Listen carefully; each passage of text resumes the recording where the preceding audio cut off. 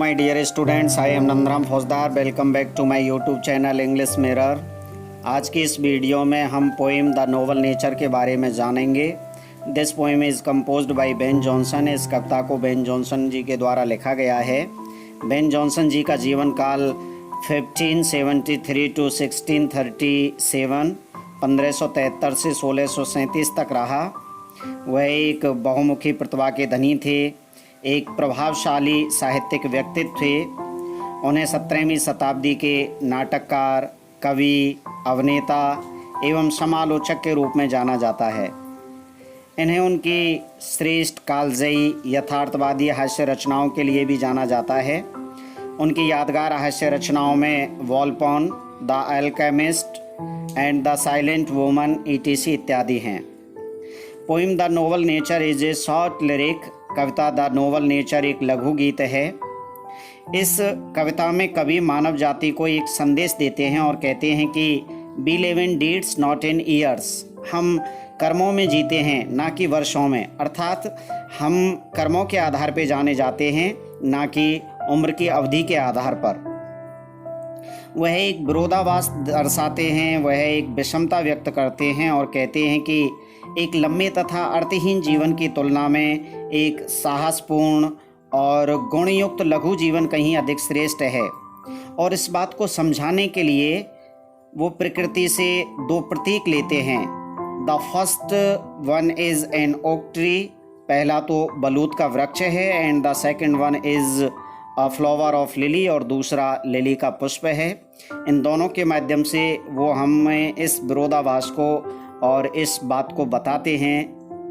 वो कहते हैं कि मानव जीवन का महत्व मानव के द्वारा अपने जीवन में प्राप्त की गई उपलब्धियों के आधार पे, उसके द्वारा किए गए श्रेष्ठ कार्यों के आधार पे मापा जाता है, ना कि उसके लंबे जीवन, उसकी दीर्घ आयु के आधार पे.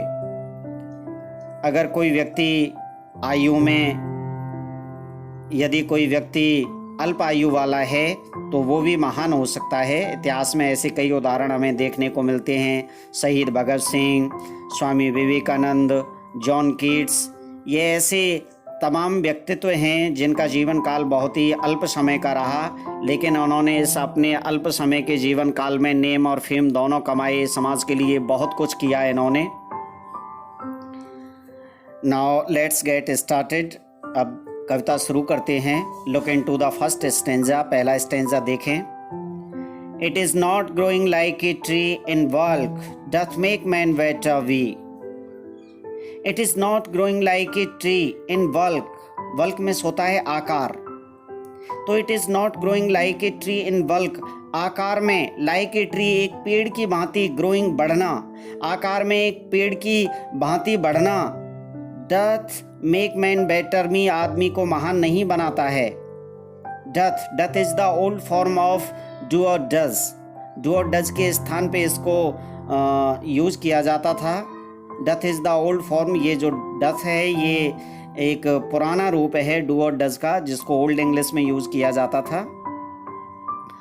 तो कवि के कहने का भाव है कि growing big in size does not make a man better या does not make a man great. आकार में बड़ा होना आदमी को महान नहीं बनाता है. और स्टैंडिंग लॉन्ग एन ओक, या फिर एक बलूत के वृक्ष की भांति लंबे समय तक खड़े रहना. 300 ईयर्स, 300 वर्ष तक, अर्थात एक बलूत के वृक्ष की भांति 300 वर्ष तक जीवित रहना, 300 वर्ष तक खड़े रहना भी आदमी को महान नहीं बनाता है. The life span of an oak is of 300 years. जो बलूत का वृक्ष होता है उसका जीवन काल 300 वर्ष का होता है. It has a long life span of 300 years, अर्थात 300 वर्ष का इसका एक लंबा जीवन होता है. और 300 वर्ष के लंबे जीवन होने के बावजूद भी it remains flowerless and fruitless. ये पुष्प विहीन, फल विहीन बना रहता है. It bears neither flowers nor fruits, ना तो इस पे फल लगते हैं, फूल लगते हैं, ना फल लगते हैं. बिना किसी उपयोग के ये रहता है. To fall a log at last, और अंत में एक लट्ठी की भांति गिरने के लिए. ड्राई, सूखा हुआ. वॉल्ट, पत्ती विहीन. एंड सियर और मुरझाया हुआ, और अंत में 300 वर्ष तक जीने के बावजूद ये अंत में फिर फॉल्स गिर जाता है। एट लास्ट इट फॉल्स, और अंत में ये गिर जाता है in the form of a dry bald and sere log, एक सूखे पत्ती विहीन और मुरझाए हुए लट्ठे के रूप में। तो कवि के कहने का भाव है, कवि ये कहना चाहता है कि long life and big size do not make a man great, अर्थात लंबा जीवन और बड़ा आकार एक आदमी को महान नहीं बनाते हैं, ये महान बनाने के लिए आवश्यक नहीं हैं। They are not at all the hallmark of greatness, ये महानता की विशिष्ट पहचान नहीं है, ये महानता के विशेष चिन्ह नहीं हैं। अगर कोई आदमी आकार में छोटा है, छोटे जीवन वाला है, वो भी व्यक्ति महान हो सकता है। और इस बात को समझने के लिए look into the next stanza, अगले स्टेंजा को देखें। A lily of a day is fairer far in May, a lily of a day, lily का पुष्प, ऑफ ए डे एक दिन का, अर्थात the life span of a lily is only of a day, केवल और केवल एक दिन का होता है। Lily lives only for a day, lily का जो पुष्प होता है वो केवल और केवल एक दिन के लिए खिलता है, और ये एक दिन खिलने वाला जो पुष्प है इज फेयरर फॉर, ये कहीं ज़्यादा अधिक श्रेष्ठ है इन कंपेरिजन टू ओक, बलूत के वृक्ष की तुलना में। तो ये जो लिली का पुष्प है that blooms in the month of May, जो मई के महीने में खिलता है, and has a very short life span, और जो बहुत ही अल्प जीवन काल रखता है, ये एक बलूत के वृक्ष की अपेक्षा कहीं ज़्यादा अधिक श्रेष्ठ होता है। आल्दो हालांकि it fall and die that night, it was the plant and flower of light. Although हालांकि it fall and die that night, हालांकि ये उसी रात्रि को ख़त्म हो जाता है, उसी रात्रि को गिर जाता है, अर्थात इसका जीवन उसी रात को ख़त्म हो जाता है। It was the plant and flower of light, ये जो लिली का पुष्प है ये एक प्रकाश का पुष्प है, कभी इसको प्रकाश का पुष्प कहता है, और प्रकाश का पुष्प इसलिए कहता है because it blooms during the light of day, क्योंकि ये दिन के प्रकाश के दौरान ही खिलता है।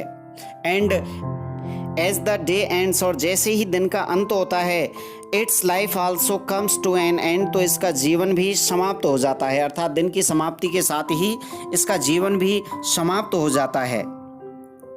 In small proportions be just beauty see, और इस छोटे से अवधि में, प्रोपोर्शंस अनुपात में, इस छोटे से अनुपात में, बी जस्ट ब्यूटी सी, हम केवल सुंदरता को देखते हैं।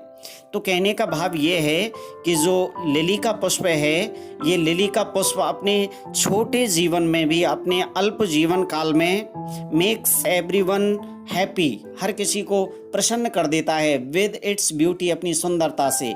It spreads it's fragrance in the environment, ये पूरे वातावरण में अपनी गंध को फैला देता है। एंड मेक्स एवरीवन डिलाइटेड, और प्रत्येक को आनंदित कर देता है विद इट्स स्वीट स्मेल, अपनी मधुर गंध से। And in short measures life में परफेक्ट भी, और इस छोटी सी अवधि में जीवन पूर्ण हो सकता है, हमारा जीवन भी इस छोटी सी अवधि में अर्थात अल्पकाल में भी पूर्ण हो सकता है। हम भी छोटे जीवन काल में भी महानता को प्राप्त कर सकते हैं, महान बन सकते हैं, बिल्कुल वैसे ही जैसे एक लिली का पुष्प बन जाता है। लेकिन बन कैसे सकते हैं? तो we can make our life perfect, हम हमारे जीवन को पूर्ण बना सकते हैं बाई डूइंग नोबल डीड्स, उदात्त कर्म करके, उत्तम कर्म करके, हैविंग नोबल नेचर, श्रेष्ठ स्वभाव रख के, उदात्त स्वभाव रख करके हम हमारे जीवन को श्रेष्ठ बना सकते हैं। Our life must be useful for others, हमारा जो जीवन है वो दूसरों के लिए उपयोगी होना चाहिए। And the main motive of our life must be sacrifice it for the welfare of others, और हमारे जीवन का जो मुख्य उद्देश्य है, main motive of our life, हमारे जीवन का जो मुख्य उद्देश्य है, मस्ट बी सेक्रीफाइस इट, इस जीवन को बलिदान कर देना होना चाहिए, for the welfare of others, दूसरों के कल्याण के लिए। हमारे इस जीवन को हमें दूसरों के कल्याण के लिए बलिदान कर देना चाहिए, और यदि हम ऐसा करते हैं तो हमारा जीवन श्रेष्ठ बन सकता है, हम भी महान बन सकते हैं। All these things are the symbol of making a man great, ये सारी चीज़ें एक आदमी को महान बनाने के चिन्ह हैं, प्रतीक हैं, लक्षण हैं। All these things make a man great, और ये सारी चीज़ें एक आदमी को महान बना देती हैं। इस तरह से ये कविता यहाँ समाप्त होती है। इस कविता को पढ़ने और सुनने के बाद हम इस निष्कर्ष पे पहुँचे हैं कि हमें गुणवान जीवन में विश्वास रखना चाहिए, ना कि जीवन की अनुपयोगी अवधि में। Thank you, thanks for watching the video. If you like the video, please hit the like button. Do subscribe my channel and press the bell icon to get the regular updates about the course. Thank you, thanks once again. We will meet in the next video. Till then, bye bye.